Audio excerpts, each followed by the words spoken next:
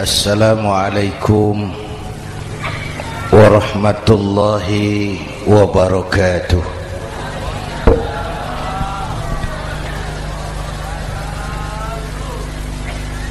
Alhamdulillahi wa kafa, wassalatu wassalamu ala sayyidina Muhammadin al-Mustafa wa ala alihi wa ashabihi ahli sidqi wal wafa, amma ba'd. Para ulama, para habaib, para masyayikh yang saya muliakan, yang terhormat Bapak Kapolres dan Bapak Dandim,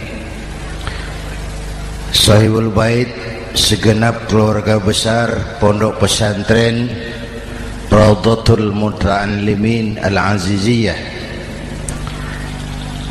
bapak-bapak, ibu-ibu, hadirin hadirat ma'asyiral muslimin yang saya cintai. Saya bersyukur dapat menghadiri haflah Maulidin Nabiil Karim, dan saya bangga dan terharu dengan keberadaan Pondok Pesantren Raudhatul Muta'allimin Al-Aziziyah ini. Sekarang ini banyak orang bisa memberi contoh, tapi sedikit orang bisa menjadi contoh. Memberi contoh itu mudah, tapi menjadi contoh itu yang sulit. Oleh karena itu, pada kesempatan ini kita ingin mengambil contoh bagaimana Rasul melaksanakan perjuangan. Apa modal utamanya? Saya sampaikan 3 sajalah, mudah-mudahan selesai 10 menit. Yang pertama, modal utama perjuangan baginda Rasul adalah akhlakul karimah. Memperbaiki akhlak dengan akhlak. Oleh karena itu, Suramadu sudah selesai. Dari dan ke Madura jadi lebih mudah. Bahkan Madura akan jadi daerah industri. Tetapi yang kita ingin, Madura tetaplah Madura. Akhlak tidak boleh berubah. Zaman boleh berubah, akhlak tidak. Masa boleh berganti, tapi keyakinan tidak boleh mati. Nah, soalnya adalah kepada siapa kita harus berakhlak. Kita itu kan harus berakhlak kepada 2. Kita harus berakhlak pertama kepada Allah. Ini yang terpenting.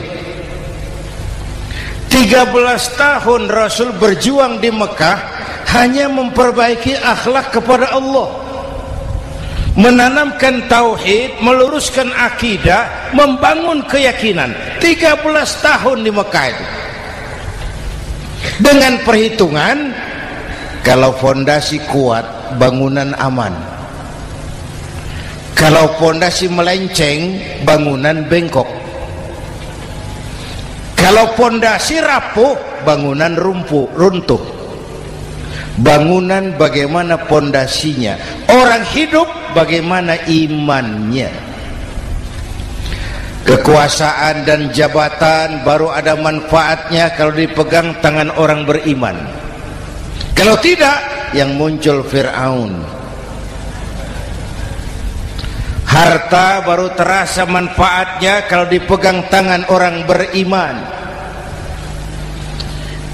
Itulah sebabnya bangsa kita ini bukan cuma perlu orang pintar, kita perlu orang benar. Bahkan di masyarakat lebih baik benar tidak terlalu pintar ketimbang pintar tapi tidak benar.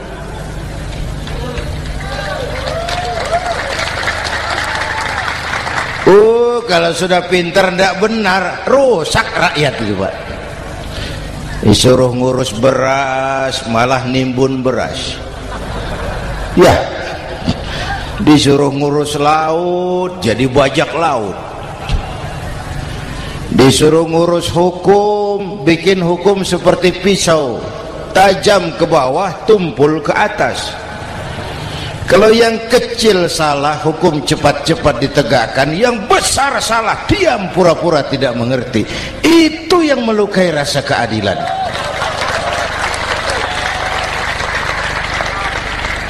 Mulai dari akhlak kepada Allah. Bagaimana cara berakhlak kepada Allah? Caranya dua. Pertama, jangan menyekutukannya dengan sesuatu pun. Yang kedua, jangan menyembah kecuali hanya kepadanya. Itu akhlak kepada Allah. Konsisten, disiplin. Saya bersaksi tiada Tuhan selain Allah, maka saya tidak akan menyembah kecuali hanya kepada Allah. Saya tidak akan takut kecuali hanya kepada Allah. Saya tidak akan minta tolong kecuali hanya kepada Allah. Saya tidak akan melarikan persoalan kecuali hanya kepada Allah. Saya bersaksi Nabi Muhammad utusan Allah, Nabi terakhir. Tidak ada Nabi sesudah Nabi Muhammad. Harga mati, titik. Disiplin. Ada yang mengaku jadi Nabi, wajib tidak percaya. Disiplin. Sekarang ini kan bangsa kita disiplinnya lemah. Korupsi agak sulit diberantas karena pejabat kita takut atasan tapi nggak takut Tuhan.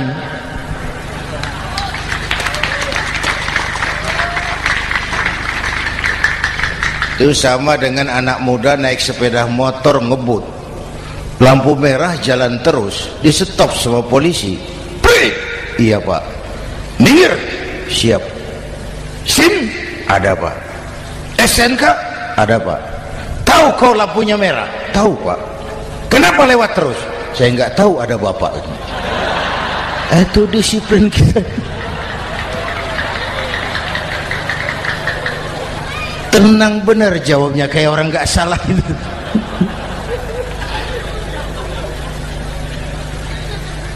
Iman.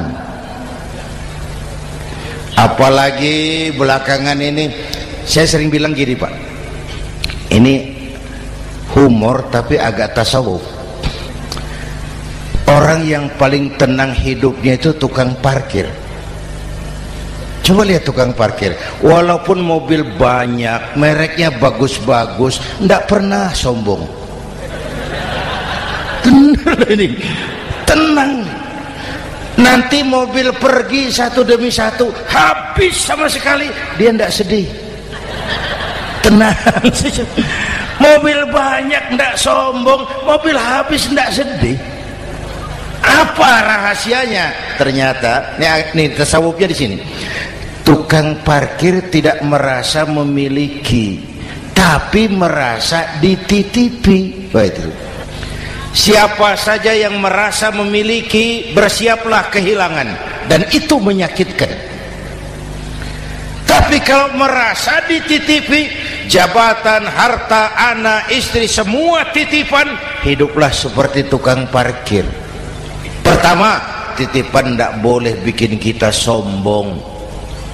Dititipi kok sombong, tidak pantas. Ya, Pak Zainuddin titip mobil ya, silakan. Yang punya mobil pergi, saya petatang peteteng. Tidak pantas dititipi kok sombong. Ada orang dititipi jabatan oleh Allah sombong. Dititipi sombong. Ada enggak pejabat sombong? Ada, namanya Fir'aun. Itu pejabat-pejabat sombong anak buah Fir'aun semua. Dititipi harta oleh Allah, jadi orang kaya sombong, sama tetangga tidak mau kenal orang lain, kecil semua, jalan tidak injak tanah. kuntilanak. Yang kedua penting, titipan harus dijaga baik-baik. Kalau tidak, yang nitip marah. Yang nitip marah. Pak, titip sepeda motor, silakan. Waktu diambil sepeda motor, kaca spion pecah, knalpot hilang, bemper hancur. Marah enggak yang nitip? Marah. Saya kan titip, kenapa enggak dijaga baik-baik? Dititipi harta oleh Allah jadi orang kaya supaya bangun pesantren, bela yatim, santuni yang lemah. Pelitnya 17 setan. Yang nitip marah. Dititipi jabatan oleh Allah isinya korupsi saja, yang nitip marah. Nah, saya mau kasih lihat sekarang. Allah titip Indonesia. Allah titip Indonesia. Hai rakyat, ini Indonesia, aku titip, kata Allah. Sebentar, ada meja mau naik. Silakan, Mas. Iklan. Ya, terima kasih. Jangan disangka kalau disediakan air teh pidatonya jadi lama. Dekorasi ini kok. Sampai mana tadi? Hai rakyat, ini Indonesia, aku titip, kata Allah. Ini negara besar dan kaya. Titipan ini ditebus dengan keringat, air mata, darah, dan nyawa. Ini bedanya. Malaysia memang merdeka, tapi diberi Inggris. Singapura merdeka, diberi Inggris. Indonesia merdeka, keringat, air mata, darah, dan nyawa. Ini negara aku titip, kata Allah. Ini negara besar dan kaya. Buminya subur. Di atas perut buminya segala tanaman hidup. Di bawah perut buminya ada gas, minyak, batu bara. Lautnya kaya, hutannya kaya. Kekayaan negeri ini harus digunakan bagi sebesar-besar kemakmuran rakyat. Itu amanat konstitusi. Disalahgunakan, dikorupsi, yang nitip marah. Yang nitip marah. Kalau dia marah, dia suruh makhluknya yang lain negur. Siapa? Merapi, Bromo, anak Krakatau. Itu Merapi demo, Pak. Kalau kita rakyat demo, anak buahnya Pak Danres turun. Tapi kalau Merapi demo, siapa yang mau ngatasi? Mbak Marijan. Selesai.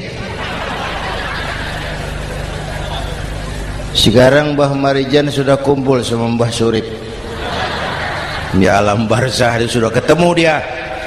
Kata Mbah Surip, tenang Mbah Marijan, tak gendong, aman sudah. Aman sudah. Saya mau bilang Merapi itu makhluk, Krakatau itu makhluk, Bromo itu makhluk. Tidak mungkin makhluk bergerak dengan sendirinya, pastilah ada yang menggerakkan.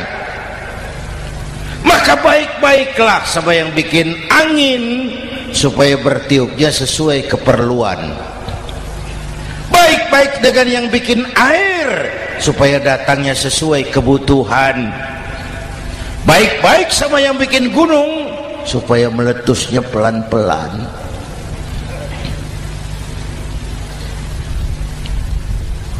Bapak Ibu hadirin yang saya hormati, menjaga titipan. Jangan menyembah kecuali hanya kepadanya. Jangan menyekutukannya dengan sesuatu pun. Ayo, saya ngobrol kita. Bapak Ibu hadirin yang hadir di sini ini, kita ini semua hamba Allah apa bukan? Hamba Allah. Kata siapa? Kata kita. Kalau kata kita, namanya ngaku. Ngaku itu boleh dan murah. Apa diakui? Kita belum tahu. Ya, kan baru kata kita itu. Dan tidak otomatis kalau kita bilang saya ini hambamu ya Allah, lalu Allah jawab iya ya. Tidak, wong itu kan kata kita. Saya hamba Allah, kata saya. Berapa banyak orang perbuatannya, ucapannya berkata saya hamba Allah, perbuatannya menyatakan dia hamba setan, hamba nafsu, hamba dunia, budak jabatan. Tidak sesuai ucapan dengan perbuatan. Jadi hamba Allah itu nggak mudah, digojlok, diuji. Coba lihat, yang jelas diakui sebagai hamba itu baru satu yang kita peringati ini, baginda Nabi. Allah mengakui kapan? Waktu menceritakan Isra dan Mi'raj. Apa yang dipakai kalimat? Subhanallazi asra bi'abdih. Maha suci Allah yang telah menjalankan hambanya. Hambanya. Muhammad itu hambaku, aku jalankan dia. Allah mengakui. Kapan kalimat ini turun? Setelah Nabi digojlok, ditempa, digembleng, diuji, difitnah, dicaci maki, dilontari kotoran unta, sahabat-sahabatnya dibantai. Lolos, Muhammad betul-betul hambaku. Ayo Isra Muhammad. Subhanallazi asra bi'abdi, hambaku. Jadi kalau mau jadi hamba Allah ya diuji, digojlok, digembleng. Nah, mari kita lihat kehambaan baginda Nabi. Orang yang paling bersih hatinya Rasulullah. Orang yang paling baik akhlaknya Rasulullah. Orang yang dosanya sudah mendapat jaminan ampun Rasulullah. Tapi Rasulullah kalau sholat malam bengkak kakinya karena rajin sujud. Hati bersih, akhlak terbaik, dosa sudah diampuni. Tapi kalau sholat malam kakinya bengkak karena rajin sujud. Saya tahu di sini juga banyak yang kakinya bengkak. Cuma urusannya apa? Itu urusan masing-masing. Pada tingkat seperti itu Rasulullah, saya perlu Allah, saya perlu Allah, saya perlu Allah. Yang 100 tahun kita bangun selesai oleh gempa 3 menit. Ya. Yang 100 tahun kita bangun ternyata selesai oleh gempa 3 menit. Kita perlu Allah. Kita perlu Allah. Makanya musibah itu kan kalau menimpa orang baik-baik namanya ujian. Kalau menimpa orang setengah baik itu paru-paru yang bikin malaikat bingung. Sholat rajin, maksiat tekun, baca Quran mau, fitnah orang hobi, ngaji nyolong jalan terus. Untung di sini nggak ada yang begitu. Di Jakarta banyak. Di sini insya Allah sama. Jakarta. Orang separuh-separuh seperti itu kalau dapat musibah itu namanya teguran, bukan ujian. Kenapa ditegur? Lalai. Nah, kalau orang jahat dapat musibah itu namanya persekot. Uang muka tanda jadi. Kontannya nanti di akhirat. Kalau diuji bukan saja harus sabar tapi harus lulus. Kalau ditegur, introspeksi, perbaiki yang kurang, kurangi yang memang berlebihan. Bertali-tali, bersambung-sambung musibah ini, dan musibah kalau datang tidak pernah memilih, tidak pernah memilih. Bapak Ibu hadirin yang saya muliakan, jadi mari yang pertama jaga akhlak kita kepada Allah. Jangan menyekutukannya dengan sesuatu pun, jangan menyembah kecuali hanya kepadanya. Sekarang kan musim entertain, orang pandai membangun pencitraan, orang pinter bikin bungkusan. Sekarang ini kiai sama dukun tipis bedanya. Bener Pak, pemburu hantu pakai sorban, pakai gamis, nanti kiai pakai helm. Atribut sudah kacau sekarang ini, siapa pakai apa, siapa mau jadi apa, ndak jelas. Sementara masyarakat kita memang agak kutil, kurang teliti, cepat heran, gampang kagum. Pernah terjadi suatu saat tabrakan di jalan, keras sekali, korban jatuh berlumur darah, dikerubungi orang banyak. Datang wartawan mau ambil gambar dari dekat, sulit, banyak sekali orang ngerubung. Dia cari akal, tolong saya dikasih jalan ke dekat korban. Orang menoleh semua. Saudara siapa? Saya bapaknya korban, katanya. Dia mengaku bapaknya korban. Ya orang minggir semua, minggir, ada bapaknya korban. Orang minggir semua, dia maju ke depan korban. Sampai di depan korban pucat mukanya itu wartawan. Kenapa? Yang ketabrak anak monyet, Pak. Oh, dia sudah ngaku bapaknya korban.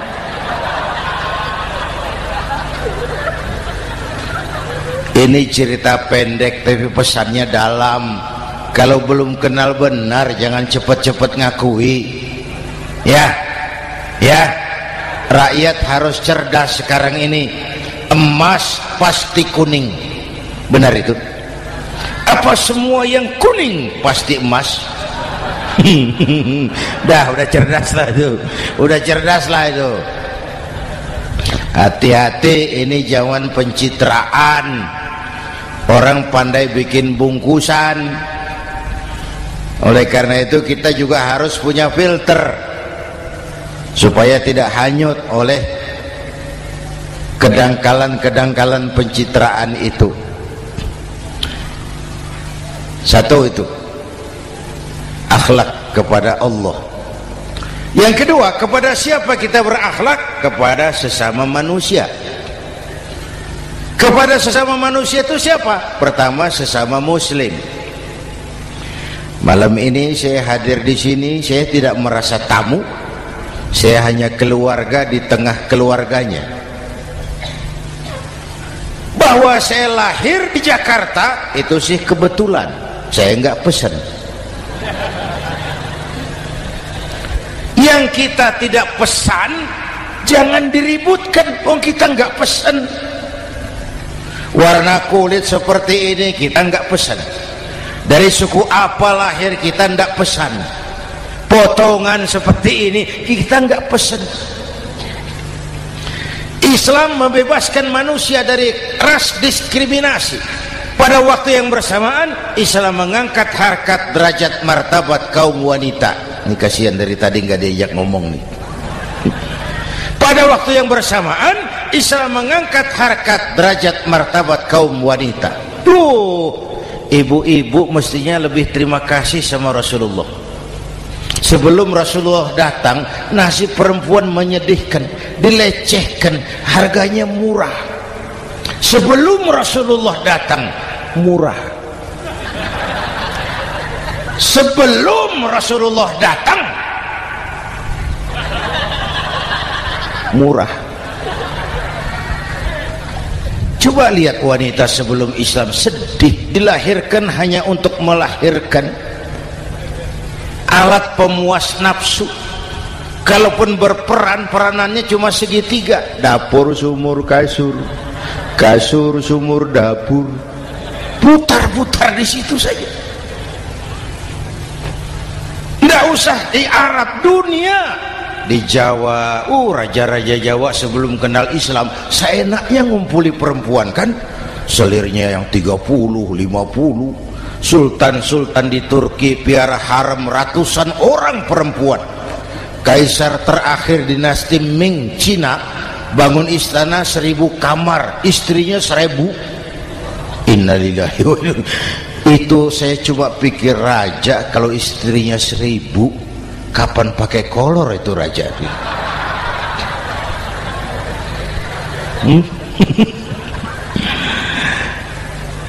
Rasulullah datang terenyuh, an-nisa imadul bilad, perempuan jangan diperlakukan begitu, perempuan tiang negara, kalau baik perempuan baik negara, kalau rusak perempuan hancur negara.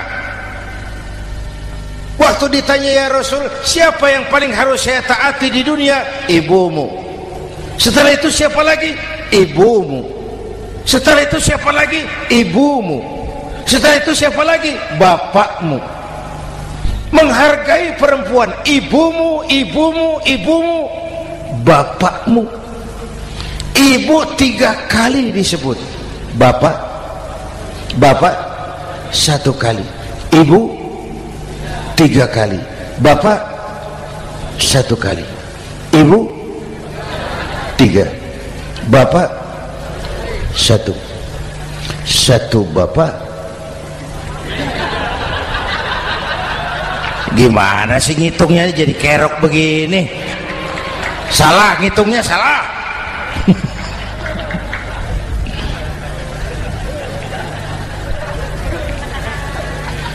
Lalu dicairkan kehidupan kemasyarakatan di masjid. Masya Allah, masjid itu pendidikan demokrasi betul. Pertama, siapapun masuk masjid copot sandal, buka sepatu. Benar itu? Ini masyarakat yang mau kita bangun. Tidak ada warga negara kelas 1, semua sama. Lurah masuk masjid buka sepatu, rah.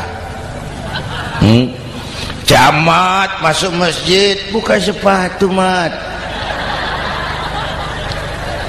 Gubernur masuk masjid buka sepatu, Nur. Nikmatnya masyarakat masjid. Nikmatnya masyarakat masjid. Coba binatang saja harganya tidak sama toh. Sapi yang mahal, yang gemuk, betul? Karena harga sapi pada dagingnya. Makin gemuk sapi makin mahal harganya. Tapi ada burung perkutut lebih mahal dari sapi, padahal dagingnya sedikit, betul. Kenapa harganya lebih mahal dari sapi? Harga perkutut suaranya. Di mana harga manusia? Yang paling gemuk silahkan bersaing dengan sapi. Maaf.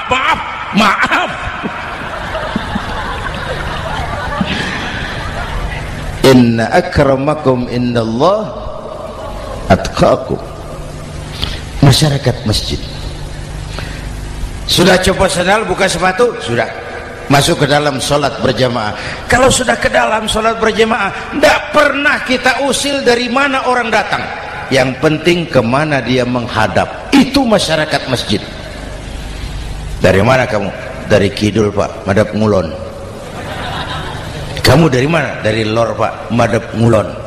Kamu dari mana? Dari kulon, madhab ngulon juga. Ini kan konsep bineka tunggal ika. Dari manapun orang datang, apapun warna kulitnya, dari suku apapun ia dilahirkan, kalau akidahnya sama, itu saudara kita. Lalu sholat berjamaah. Apa itu? Hidup bermasyarakat, berbangsa dan bernegara. Harus ada imam, harus ada makmum. Kenapa? Ini saya harus agak hati-hati ya, pakai sarung angin ini. Apa tadi ngomong apa saya? Sholat berjamaah, bermasyarakat, berbangsa dan bernegara. Ada imam, ada makmum. Siapa makmum? Kita ini rakyat. Siapa imam? Para pemimpin negara. Apa bedanya? Imam harus dipilih. Makmum nggak usah. Coba baca kitab fikih yang setebal apapun, nggak ada bab pemilihan makmum. Nggak usah, makmum nggak usah dipilih. Orang buta boleh jadi makmum, orang bisu boleh jadi makmum, tukang mabuk boleh jadi makmum, tapi tidak tiap orang boleh jadi imam. Imam harus dipilih. Siapa yang jadi imam? Pertama, a'lamuhum, orang yang paling alim di kampungmu angkat jadi imam. Yang paling alim, bukan yang paling tua. Yang paling alim, tahu urusan, punya konsep, punya visi dan misi, mengerti negara ini mesti dibawa kemana, jalan keluarnya apa, angkat jadi imam. Pak, ada dua orang Pak, alimnya sama, yang mana yang dipilih? Kalau ada dua orang alimnya sama, kata Nabi, afsahuhum, yang lebih fasih lidahnya. Apa artinya fasih? Nyambung sama rakyat, tahu apa yang dimaui rakyat, nyambung. Tidak sah orang fasih bermakmum kepada imam cedal.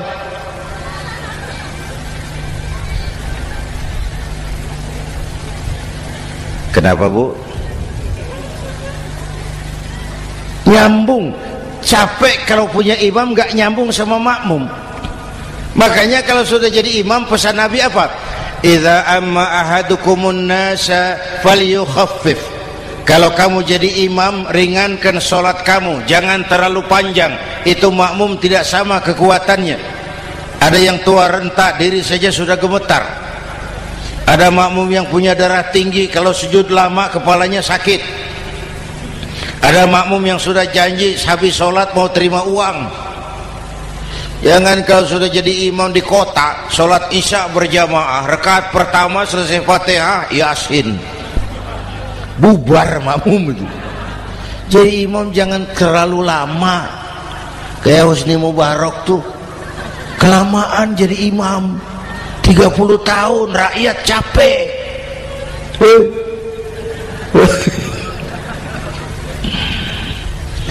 Bapak Ibu hadirin yang saya hormati, nah masyarakat Islam ini loyal, taat, setia. Kapan? Kalau imamnya benar.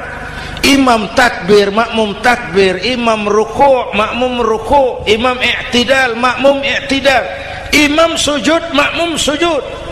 Tapi masyarakat Islam tidak buta. Imam keliru, makmum wajib menegur. Ya, bagaimana negurnya? Mestinya ruku', imam sujud. Wah, keliru ini. Subhanallah, kan gitu. Itu aturan main. Tidak boleh imam keliru, makmum emosi, main pegang, mam, hoi salah, hoi, kacau sholat.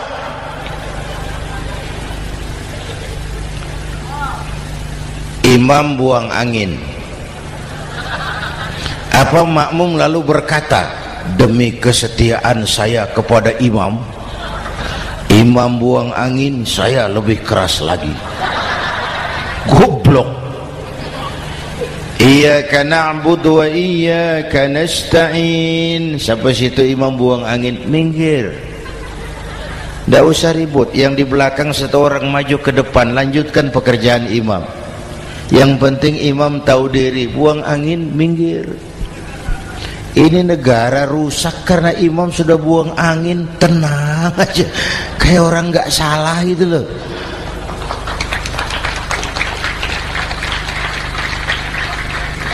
Selesai sholat dikasih tahu, imam tadi buang angin ya sedikit. Apa kalau nggak sedikit lalu nggak rusak sholat itu? Nah, dalam berjaga akhlak kepada sesama, ayo kita jaga kesatuan, persatuan, kerukunan, kekompakan. Ini pesantren Raudhatul Muta'allimin Al-Aziziyah, ini aset kita. keberadaannya, pengembangannya, kelangsungannya, bukan sekedar tanggung jawab pengurusnya, tanggung jawab kita sesuai dengan bidang dan kemampuan masing-masing. Yang punya jabatan bantu dengan wewenangnya, yang punya harta bantu dengan uangnya, yang punya tenaga bantu dengan tenaganya, yang bisa doa bantu dengan doanya, yang tidak bisa apa-apa bantu dengan diam. Diam saja lumayan loh itu membantu. Bapak Ibu hadirin yang saya hormati, saya ingat almarhum Panglima Besar Sudirman pernah bilang, kamu itu kalau mau menang harus kuat, kalau mau kuat harus bersatu, kalau mau bersatu hidupkan semangat silaturahmi. Mau menang harus kuat, mau kuat harus bersatu, mau bersatu hidupkan silaturahmi. Bapak Ibu hadirin, rukun antar umat seagama. Beda pendapat boleh, marah jangan. Kalau di Jakarta kan sekarang lagi musim apa itu wahabi yang bid'ah, sedikit bid'ah itu. Saya sih bilang yang suka tahlil bagus, terusin. Yang nggak suka tahlil nggak apa-apa, tapi jangan mencaci maki yang suka tahlil. Orang yang mabuk masih banyak kok yang tahlil dicaci maki. Kita nih seperti orang kurang kerjaan. Waktu guru saya Hadratul Mukarram Ki Haji Dr. Idham Khalid wafat, saya ajak orang baca Fatihah. Selesai, saya lagi duduk di belakang, seorang pengusaha nemui saya, Kiai, kenapa? Saya coba ingin kepastian. Apa? Orang yang sudah mati dibacakan Fatihah itu apa pahalanya sampai? Saya bilang gini, Mas, kamu kalau nggak percaya mati aja dulu. Saya bacain Fatihah, tunggu di sono. Kalau nggak nyampe balik lagi nggak apa-apa.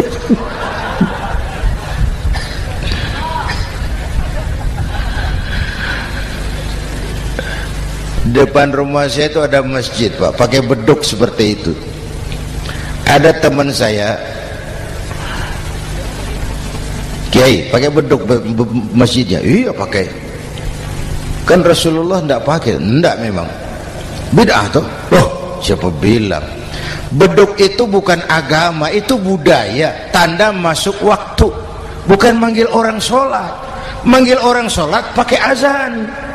Tanda masuk waktu, itu hebatnya Wali Songo, pakai beduk.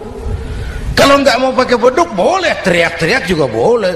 Maghrib, boleh. Tapi Wali Songo kan bijaksana, pakai beduk saja, sekali pukul satu desa dengar. Itu bijaksananya dakwah Wali Songo. Kalau beduk dianggap bid'ah, miskin kita. Itu budaya. Seperti sepeda motor, itu budaya. Kalau nggak mau pakai beduk boleh, teriak-teriak juga boleh. Maghrib, boleh. Tapi Wali Songo kan bijaksana, pakai beduk saja, sekali pukul satu desa dengar. Itu bijaksananya dakwah Wali Songo. Kalau beduk dianggap bid'ah, miskin kita. Itu budaya. Seperti sepeda motor, itu budaya. Kalau beduk dia nggak bid'ah, sepeda motor bid'ah tuh. Rasulullah nggak pakai, jual, beliin unta.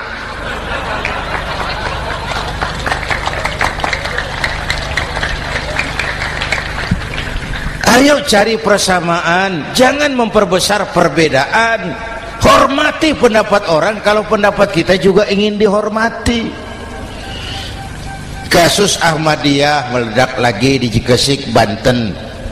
Lalu pendekar-pendekar HAM menganggap itu tirani, mengganggu kebebasan beragama. Dia lupa bahwa Ahmadiyah masalahnya bukan kebebasan beragama, tapi penodaan terhadap agama. Kalau kebebasan beragama sih umat Islam welcome.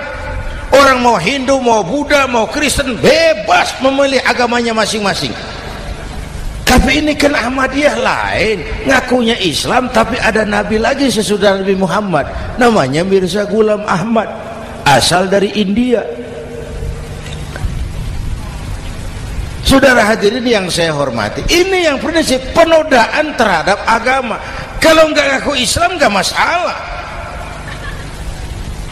Supaya mau aman caranya cuma dua, Ahmadiyah jadi agama sendiri, karena Malaysia sudah melarang, Brunei sudah, Rabitoh Alam Islami menyatakan aliran sesat, Saudi Arabia melarang pengikut Ahmadiyah pergi bikin haji, dia dianggap non muslim.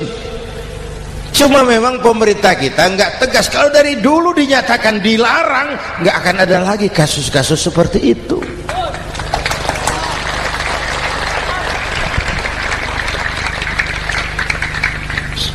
Nah, selain itu kita umat juga harus disiplin.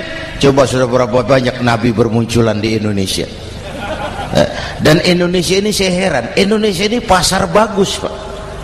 Kalau ada nabi, ada aja pengikutnya, saya heran tuh. Indonesia ini pasar bagus. Ada Ahmad Musaddiq Al-Qiyadah, jadi nabi. Konsultan bulu tangkis jadi nabi. Dapat wahyunya di Bogor,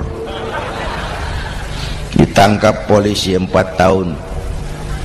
Muncul lagi di Bandung, namanya Sayuti, tukang cukur, ngaku dapat wahyu jadi nabi, ditangkap polisi lagi 2 tahun.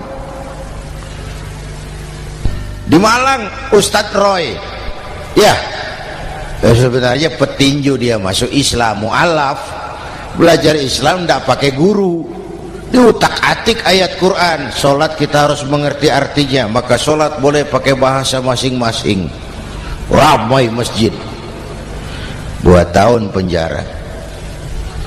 Di Jakarta muncul lagi Lia Edan, ngaku Jibril, ditangkap juga oleh polisi. Kita salut sama polisi kita lah, bukan cuma teroris, Jibril ditangkap Pak Kapolres. Saya bilang sama teman-teman polisi, untung dia ngaku Jibril, Pak. Coba kalau dia ngaku Israel, lebih gawat itu.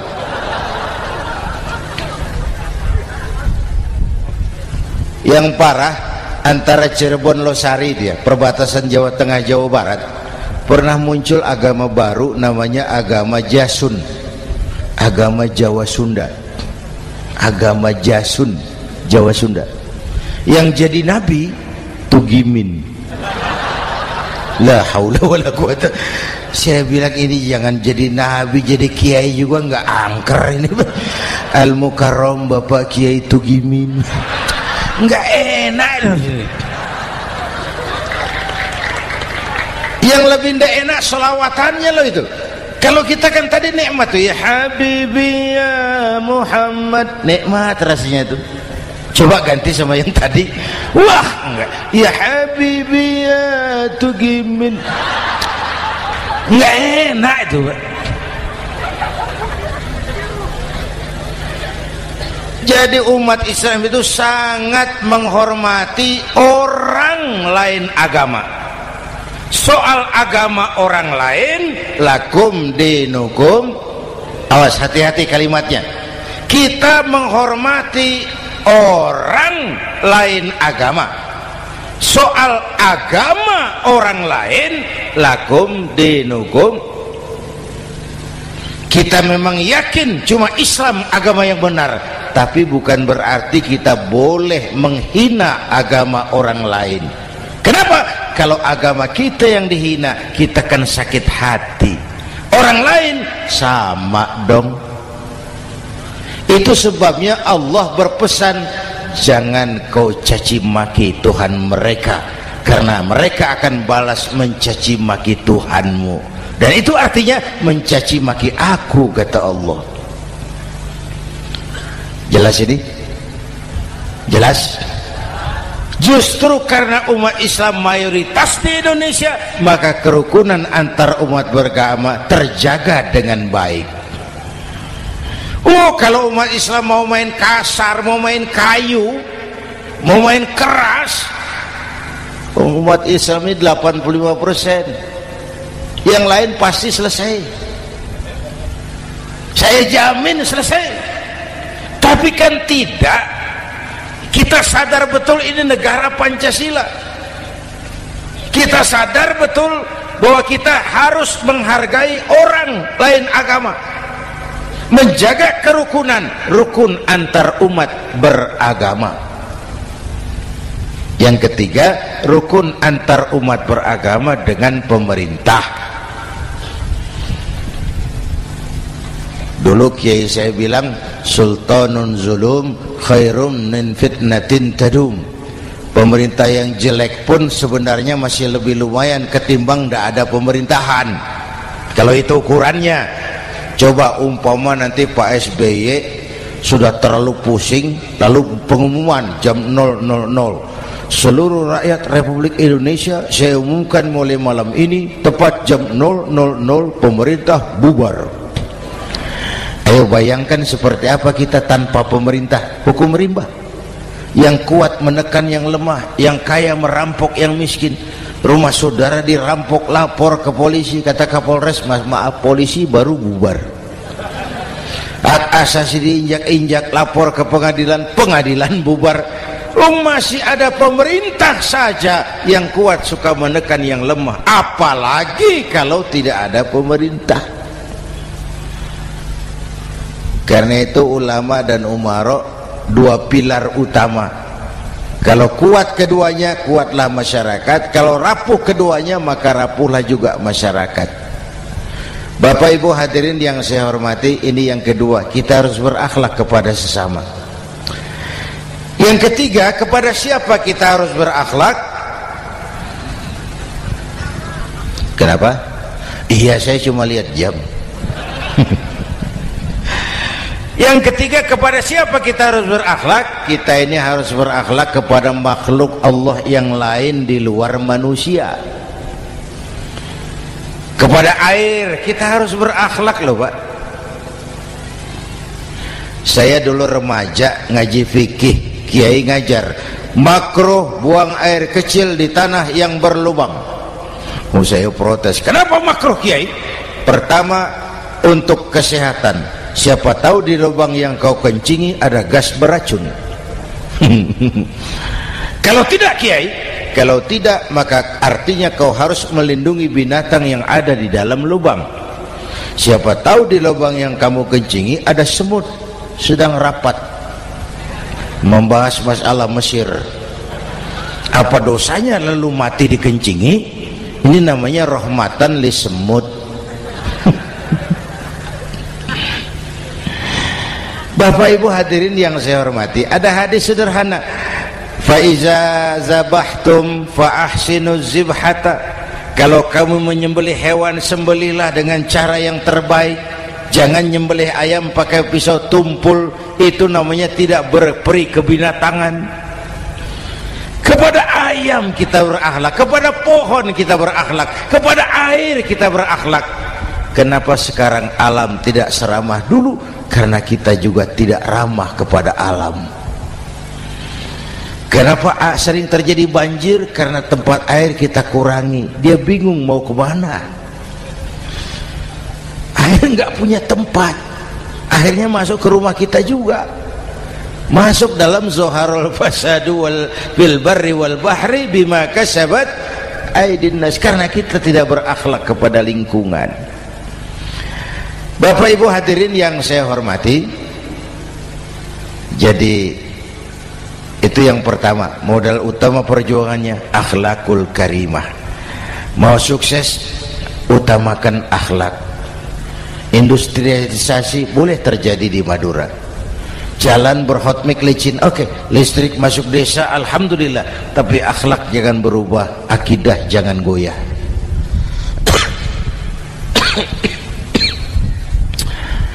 Teknologi tidak bahaya, yang bahaya orang yang menggunakannya. Wayang itu yang namanya cepot, itu bisa selawat badar kalau yang megang Anom Suroto. Cepot bisa selawat badar kalau yang megang Anom Suroto. Wayang bagaimana dalangnya, teknologi bagaimana orang yang menggunakannya. Satu. Yang kedua, yang kita contoh dari baginda Rasul, beliau itu sejak kecil tidak dimanjakan, Pak. Lahir ke dunia tidak sempat melihat wajah bapak. Umur 6 tahun ditinggal ibu. Umur 9 tahun ngembala kambing, berniaga ke Syam. Syam itu Syria sekarang. Umur 9 tahun bisnis lintas negara dari Saudi ke Syria. Remaja tidak dimanjakan, kerja keras, peras keringat, banting tulang, tidak ada pekerjaan halal yang hina. Lahir pribadi yang tegar, mental yang tahan banting, manusia yang tidak cengeng karena sejak kecil ditempa oleh kesulitan. Jadi gini, orang itu kalau biasa susah, ketemu susah, ndak kaget, Pak. Mentalnya kuat. Saya santri biasa makan kangkung, datang ke rumah teman dikasih kangkung, loh makanan saya ini, dikasih daging ayam, nambah. Orang tuh kalau biasa susah enak. Saya santri biasa tidur di masjid, disuruh nginep di hotel, pules, Pak. Tapi yang biasa tidur di hotel suruh nginep di masjid, encok. Hidup ini perjuangan. Mau sukses harus berani susah. Jangan seperti dulu nih cerita santri. Ada santri beternak lebah, ambil madunya itu. Satu hari dia mau periksa sarang lebah, naik ke pohon pakai tangga, pakai sarung biasanya santri. Dia lupa tidak pakai celana dalam, naik pohon periksa, entah bagaimana terpegang sarang lebah itu, berhamburan lebahnya keluar, salah satu masuk ke sarungnya, tergigitlah Al-Mukarramnya itu. Dia menjerit, aduh, jatuh berguling ke bawah. Sudah lama jatuh, dia buka sarungnya, dia lihat bengkak. Karena bengkak kan jadi besar, senang juga dia. Dia berdoa, ya Allah, hilangkan sakitnya, biarlah bengkaknya. Ini kan, ini doa orang nggak konsekuen. Bengkak dan sakit itu paket. Mau bengkak ya harus berani sakit. Masa sakitnya bengkaknya mau, sakitnya nggak mau. Itu satu itu. Yang kedua, kita ini sering kalau punya cita-cita sering seperti rapat tikus. Satu hari sekelompok tikus rapat paripurna tikus untuk mengantisipasi bahaya kucing. Bagaimana supaya kucing itu jangan lagi mengganggu kita? Akhirnya ada yang mengusulkan begini, bagaimana kalau di leher kucing kita gantungkan lonceng, supaya kalau dia datang dari jauh suaranya sudah kedengaran dan kita bisa lari menyelamatkan diri. Wah, cerdas dia. Setuju, setuju semua. Setuju, setuju, setuju. Bagus. Nah, oke. Waktu pembicaraan dilanjutkan, tikus mana yang mau menggantungkan lonceng ke leher kucing? Rapat bubar. Setuju, akur. Iya, iya. Waktu kerja selesai. Bapak Ibu hadirin yang saya hormati, terutama anak-anak saya, para santri, remaja, pemuda. Hidup ini persaingan. Bapakmu tamat SD, nak, kau sarjana. Bapakmu cuma jadi RT, nak, kau camat. Bapakmu tukang tambal ban, kau harus punya pabrik ban. Anak saya pertama dulu, saya titip mondok di Tebuireng. Tahun pertama pulang saya kontrol, sini kau, apa hasilmu setahun di pesantren? dia sodorkan saya sebuah piagam penghargaan juara lomba pidato di pondoknya. Saya heran, ini anak di rumah jarang ngomong, kok bisa jadi juara pidato? Saya tanya, kamu bisa pidato, apa yang dipidatoin? Dia bilang, kan kaset ayah dihafalin gitu. Ya saya ketawa juga, waktu itu dia masih anak-anak. Baiklah, tapi apa cita-citamu? Saya kepengen seperti ayah. Wah, kau ini salah. Kalau aku ayahmu di matamu, menurutmu hebat, mestinya kau 10, 100, 1000 kali lebih hebat dari orang-orang yang kau anggap hebat. Karena tantanganmu akan lebih berat dari tantangan yang aku hadapi sekarang. Kalau kau sama dengan aku, kau ditinggalkan zaman karena kau tidak mampu menjawab tantangan zamanmu. Bapak Ibu hadirin yang saya hormati, persaingan tajam, tantangan makin berat. Oleh karena itu diperlukan semangat yang dicontohkan Nabi. Kerja keras, peras keringat, banting tulang. Tidak ada pekerjaan halal yang hina. Sejak kecil ditempa oleh kesulitan. Asal jangan seperti saya tadi ngobrol sama teman-teman, sekarang ini di negara kita banyak politisi miskin negarawan. Pejabat-pejabat kadang-kadang kalau ngelihat rakyat tuh komentarnya nggak berpihak kepada rakyat. Saya ingat waktu Mentawai dihantam gempa, Nias hancur, infrastruktur hancur, rumah rakyat luluh lantak.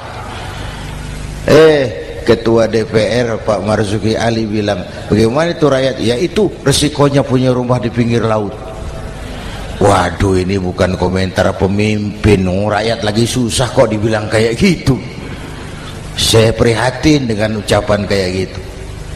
Waktu cabai 100.000, di sini berapa sekarang? Sama ya. Waktu cabai mahal, ada pejabat bilang, rakyat suruh nanam cabai aja di halaman rumahnya. Ini kan gak solutif dan gak cerdas. Cabai naik, rakyat suruh nanam cabai.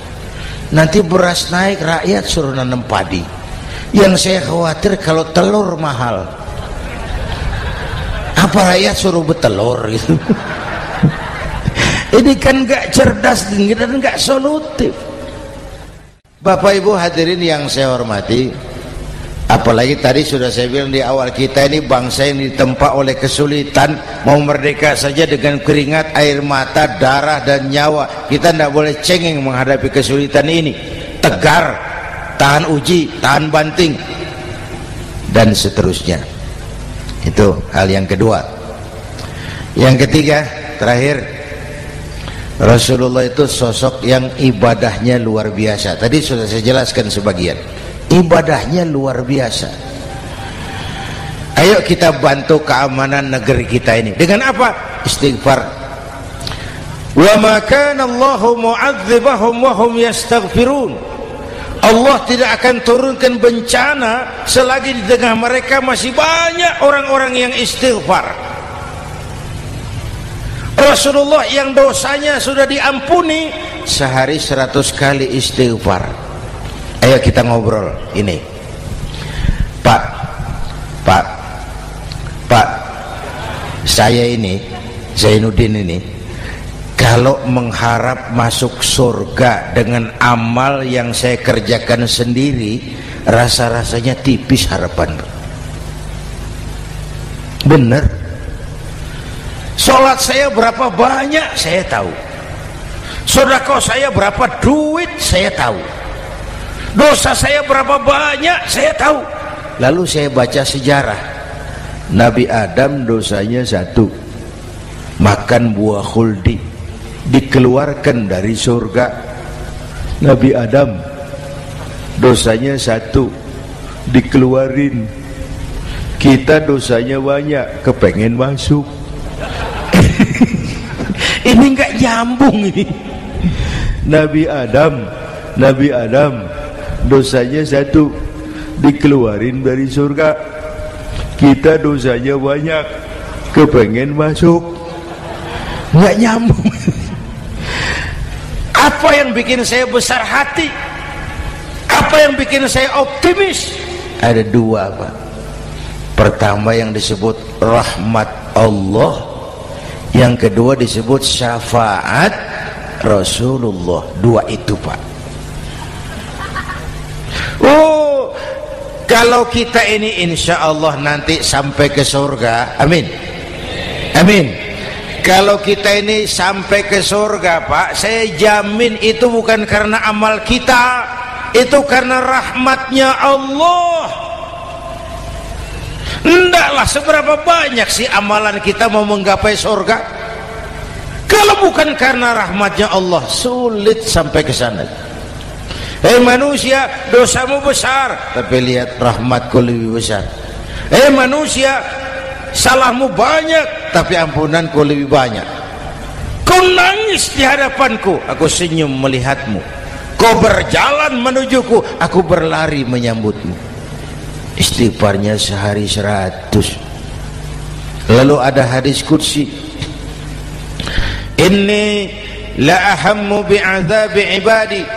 Kadang-kadang aku pengen turunkan azab bencana kepada manusia, tapi ketika aku melihat 3 perkara, murkaku surut, bencana aku tarik kembali. Coba perhatikan hadis kursi ini. Allah mau marah hendak jadi, bencana ditarik, musibah diangkat. Kenapa? Ada yang meredam murka Allah. Allah enggak jadi marah. Siapa?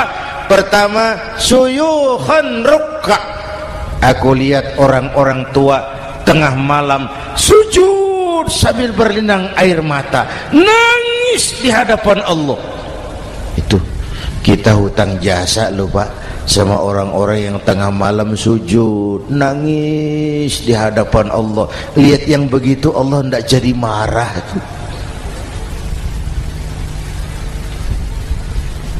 Saya tahu ini bapak-bapak ini, ibu-ibu kan suaminya sering bangun tengah malam ya, Bu. Kencing. Bikin bingung malaikat. Sudah mau ditulis tahajud, kencing doang. Kata malaikat, sialan, hampir salah tulis.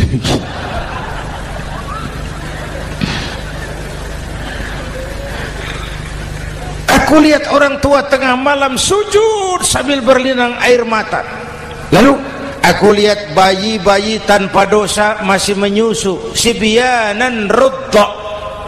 Bayi-bayi tanpa dosa masih menyusu, suci bersih, belum ternoda. Wa bahaiman rudda.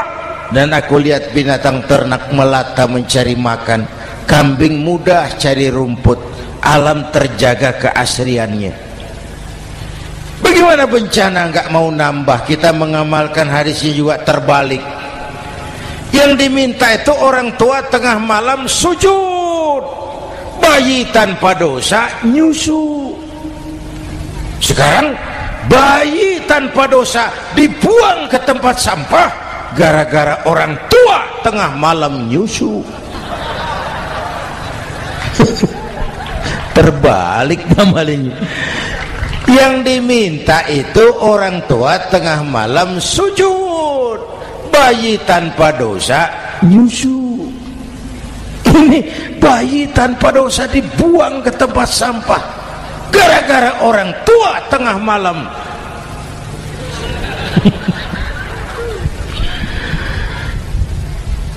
Bapak Ibu hadirin yang saya hormati, rahmat Allah kita perlu. Yang kedua, syafaat Rasulullah. Mari saya cerita syafaat sedikit. Ini sudah jam 00:05 ya. Ini kalau hitungan Indonesia ini sudah ganti hari, Pak. Jadi inilah ceramah terpanjang di dunia. Bayangkan saya pidato dari hari Selasa sampai hari Rabu.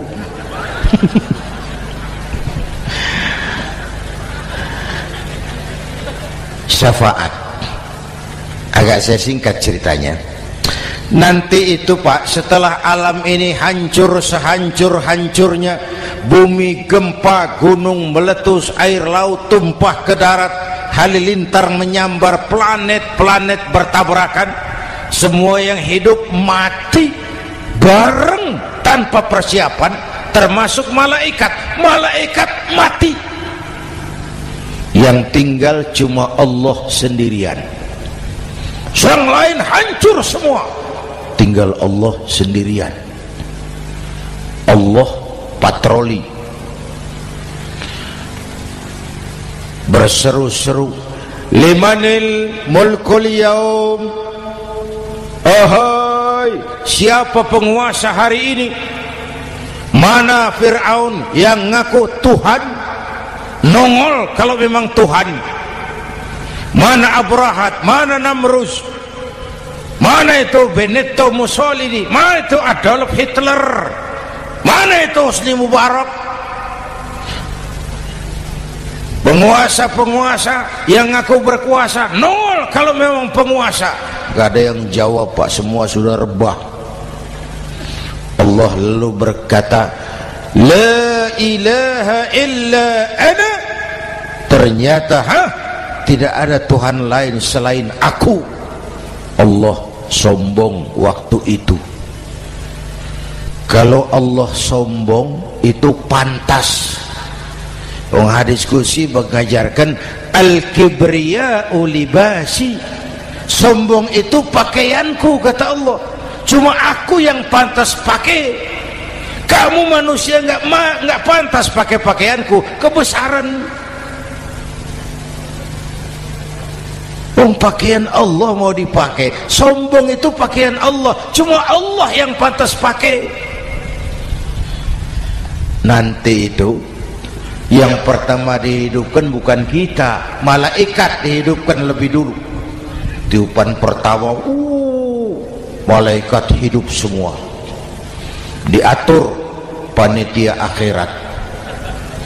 Yang nyambut tamu siapa, yang pimpin marawis siapa.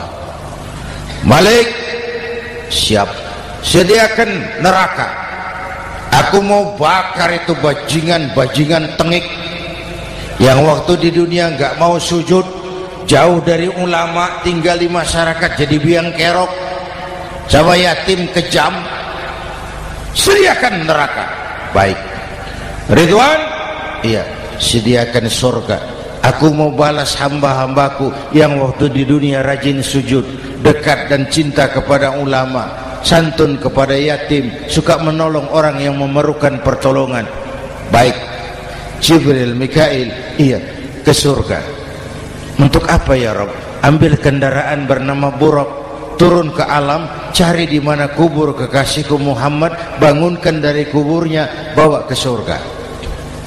Turun Jibril dan Mikail, cari kubur Nabi. Wong alam sudah hancur-hancuran, jangan cari kuburan, cari bangkalan aja nggak ketemu. Bingung dua-dua. Jibril, sebelah mana kubur Nabi? Nggak tahu Mikail. Lalu dua-duanya sujud mohon pertolongan Allah. Dengan izin Allah terbuka kubur Nabi. Allahumma sholli alaihi wa ala alihi. Bangun dari tidur seperti orang bangun dari kubur seperti orang bangun tidur. Nabi mengusap mata, menoleh ke kanan Jibril, menoleh ke kiri Mikail. Lalu tanya, ayu yaumin hadza ya Jibril? Ini hari apa Jibril? Ini hari apa? Hadza ma wa'ada ar-Rahman. Ini hari yang dijanjikan Allah Muhammad. Ini kiamat. Kiamat Jibril? Kiamat. Jibril, kalau memang ini hari kiamat, aina ummati? Umat saya mana Jibril? Umat saya mana? Allah Karim. Belum pernah saya lihat di dunia ada satu pemimpin yang begini besar cintanya kepada umatnya seperti baginda Rasul. Dari dunia sampai akhirat beliau cinta kita. Dari dunia sampai akhirat beliau bela kita. Bangun dari kubur, tahu hari sudah kiamat, yang pertama ditanya, aina ummati? Umat saya mana Jibril? Kita yang ditanya. Kalau saya yang pertama dibangkitkan dari kubur, lain pertanyaannya. Ini hari apa Jibril? Kiamat Zainuddin. Oh, bini saya mana Jibril? Nabi enggak tanya Khadijah wala Fatimah wala Aisyah, aina ummati, umat saya mana Jibril? Umatmu? Iya, kau manusia pertama yang dibangunkan dari kubur, yang lain masih dikubur. Oh, lalu kita ke surga Muhammad. Perintah Allah, perintah Allah. Sampai di surga seperti orang tidak betah Nabi itu, resah, gelisah, mondar mandir, mukanya murung. Yang punya surga kan negur, Muhammad, labbaik ya Rabb.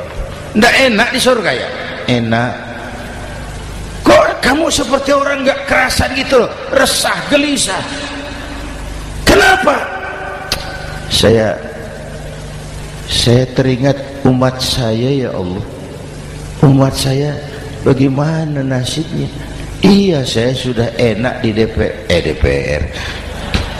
Salah. Saya sudah enak di surga, gaji cukup, kursi empuk, dapat mobil dinas. Nggak. Umat saya yang waktu kampanye kepanasan itu gimana nasibnya itu?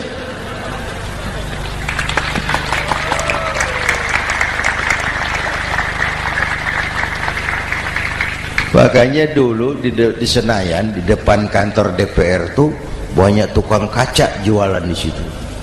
Saya bilang ini tukang kaca pintar dagangnya di situ. Pas, maksudnya supaya yang mau berkantor di situ ngaca dulu. Ya, wakil lurah pasti tidak lebih tinggi dari lurahnya. Wakil camat tidak lebih tinggi dari camatnya. Oh, ini kenapa wakil rakyat kok selalu lebih tinggi dari rakyatnya?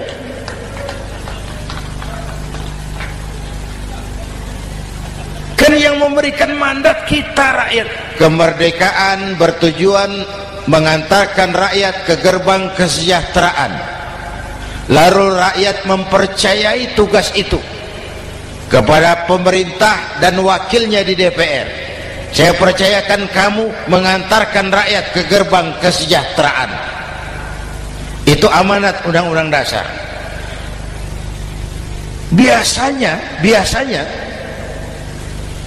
yang diantarkan sampainya lebih dulu biasanya. Yang diantar sampai lebih dulu, yang mengantar nyusul, namanya ngantar belakangan. Ini lebih cepat wakil rakyatnya makmur daripada rakyatnya. Yang mau ngantar makmurnya lebih dulu dari yang mau diantar. Yang diantar kelelerahan di jalanan, yang mengantar udah sampai. Jadi bagaimana Muhammad? Saya minta izin mau keluar, tengok saya punya umat. Oke, saya potong ceritanya. Saat manusia dibangkitkan dari kuburnya masing-masing, Masya Allah, Masya Allah, saya nggak sanggup bayangkan jumlah manusia yang hidup di muka bumi sekarang kan 6 miliar. Cina berdua, India 2,5 miliar. Cina 1,5 miliar, India 1 miliar rakyatnya. Berdua sudah 2,5 miliar. Itu kalau kencing bareng banjir besar. Bayangkan manusia dari awal sampai akhir berapa puluh miliar kumpul di padang mahsyar. Subhanallah. Sibuk, panik, bingung mau disidang di hadapan Allah. Sebagian kumpul di pojokan berunding, kita mau disidangi. Terus ayolah kita cari bantuan. Kemana? Adnan Buyung. Begini. Kita ini kan anak cucu Nabi Adam. Pantas dong kita minta tolong sama beliau. Yuk, setuju. Berangkat cari Nabi Adam. Ya Adam, anta abal bashar. Adam, tuan datuknya manusia. Kami cucu kamu, anak turunan kamu mau disidang. Tolong kami Adam, tolong. Kata Nabi Adam, Quraisy mas, rombongan Jawa aku naik mumet lagi sama Nabi Nuh saja. Nuh bilang tidak bisa, saya juga punya masalah, pernah minta obat ditenggelamkan. Ibrahim barangkali, semua Nabi hand up, angkat tangan. Dikala itu yauma la yanfa'u malun wala banun, di mana harta tidak ada lagi artinya, anak-anak tak jadi beban, tiap orang sibuk dengan urusannya sendiri-sendiri. Saat itu ada satu pemimpin, Allahumma salli alaihi wa ala alihi, diizinkan Allah. Dikala semua nabi yang lain angkat tangan hand up, beliau malah ummati ana laha, ta'ali ummati, ta'ali ummati, umatku sini, umatku sini. Beliau memanggil-manggil umatnya. Yang bagaimana yang dipanggil? Ada hadis, inna ummati ya'tuna yaumal qiyamah ghurran muhajjalin min atharil wudu. Umatku besok di akhirat datang menghadap Allah dengan muka bersinar-sinar karena sering wudu. Sering wudu kan sering sujud. Masa cuma wudu tapi enggak sujud? Itu nanti tidak usah mengaku Rasul yang panggil, sini umatku. Tapi kalau muka enggak pernah wudu, enggak pernah sujud, merangkak di depan Nabi, saya umatmu ya Rasul. Kata Nabi, umat saya enggak ada yang kumbal gini. Dikala itu beliau berkenan memberikan syafaat. Syafaat itu saudara-saudara, saya pakai sarung, sobek sedikit, syafaat itu nambeli itu loh. Salat saya kurang sedikit, sedekah saya campur riak sedikit, puasa saya tidak ikhlas sedikit, ditutup dengan syafaat. Saya mau dagang, perlu modal 20 juta, saya punya uang 15 juta, yang 5 juta syafaat. Jadi harus ada modal. Kalau sholat tidak pernah, sedekah tidak pernah, lalu syafaatnya dari mana?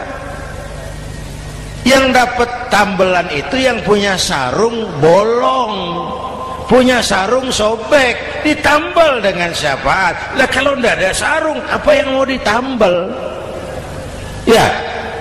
Nah, mudah-mudahan kita semua mendapat rahmat Allah dan mendapat syafaatnya Rasulullah Sallallahu Alaihi Wasallam. Bapak Ibu hadirin, sudah 7:30 lewat 4 jam. Saya pun kangen, tapi hari sudah larut. Insya Allah lain kesempatan kita jumpa lagi. Terima kasih kepada Al-Mukarramun, para ulama, para habaib, pengasuh pesantren Raudhatul Muta'allimin Al-Aziziyah, dan semua yang hadir. Mudah-mudahan yang saya sampaikan ada manfaatnya. Usikum wa iyaya bitaqwallah. Aqulu qawli hadza fa astaghfirullahal azim li wa lakum. Wassalamu alaikum warahmatullahi wabarakatuh.